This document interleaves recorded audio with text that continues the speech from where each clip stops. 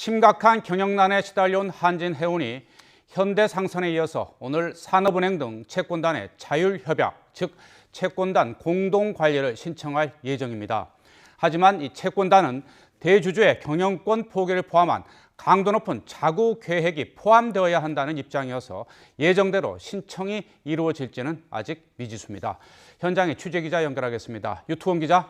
네, 경제부입니다. 한진해운 언제쯤 자율협약을 신청할 것으로 보입니까?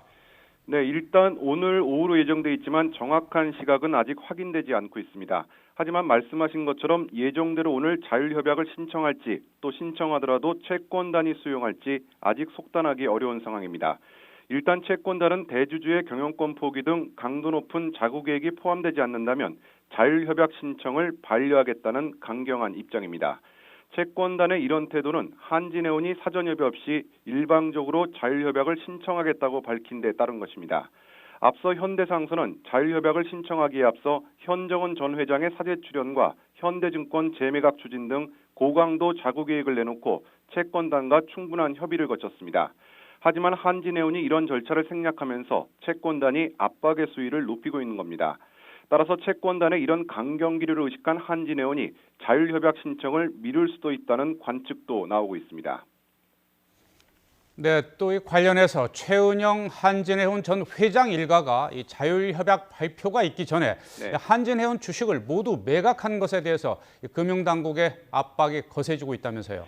네, 말씀하신 대로 최은영 전 한진해운 회장 일가는 자율협약 신청 발표 전에 보유한 한진해운 주식 전량을 처분했습니다.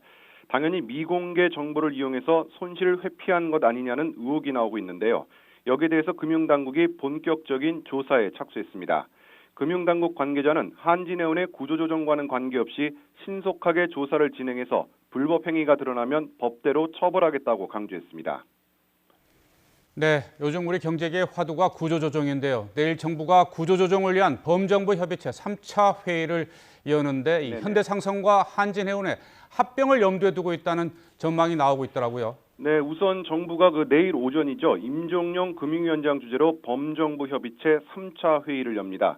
이 자리에서 해운과 조선업의 구조조정 방안, 또 실업대책 등이 논의될 것으로 예상되는데요. 이와 관련해서 현대상선과 한진해운 두 회사를 합병하는 방안이 거론되고 있습니다. 일단 정부는 아직 시기상조다 이러면서 신중한 태도를 보이고 있는데요. 하지만 해운업계의 업황이 불투명한 상황에서 개별 회사의 구조조정만으론 한계가 있다는 분석이 나오면서 합병설이 계속 나오고 있는 실정입니다. 하지만 합병 과정에서 수조 원의 자금이 들어가야 하고 그 돈은 결국 세금으로 메꿔야 하는 만큼 쉽게 결단하기도 어려운 상황입니다. 또 이 과정에서 국채은행을 포함한 금융권의 부실이 커지는 문제도 고민스러운 대목입니다. 지금까지 경제부에서 YTN 유튜관입니다.